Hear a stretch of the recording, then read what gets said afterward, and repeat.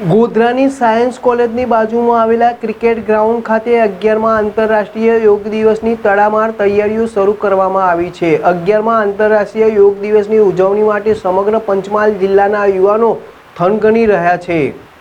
દેશ અને વિદેશમાં પ્રચલિત થયેલા યોગનો વ્યાપ વર્ષે વર્ષે વધતો જાય છે। આપણા ઋષિઓ તેમજ ધર્મગુરુઓ દ્વારા બતાવેલા યોગને નિયમિત કરવાથી લોકોનું સ્વાસ્થ્ય સુધરી રહ્યું છે। નિયમિત હળવી કસરત અને યોગ કરવા સાથે સમતોલ આહાર લેવાથી લોકોના સ્વાસ્થ્યમાં ઘણો જ સુધારો થયેલો જોવા મળે છે।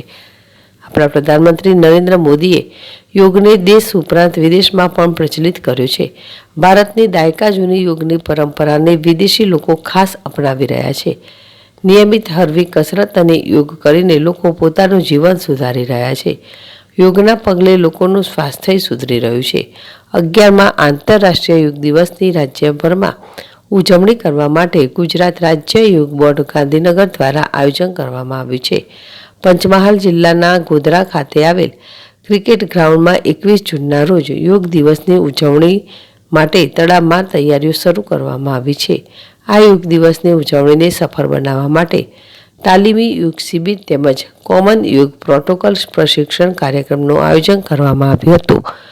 ગોધરા ક્રિકેટ ગ્રાઉન્ડ ખાતે યોજાયેલ યોગ તાલીમ શિબિરમાં રાજ્યસભાના સંસદ મોરવા હડફના ધારાસભ્ય સહિત જિલ્લાના તમામ યોગ કોચ, યોગ ટ્રેનર, યોગ સાધકો તથા મોટી સંખ્યામાં નાગરિકોને જોડાયા હતા।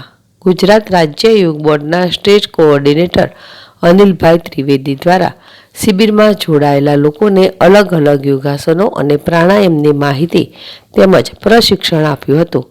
આ યોગ શિબિરમાં બીપી, સુગર, મેદસ્વીતા, શ્વાસ ચડવો, અપચો, ગેસ, એસિડિટી જેવી સામાન્ય બીમારીને નિયમિત યોગ દ્વારા નિવારવા માટેની ખાસ ટિપ્સ આપવામાં આવી હતી।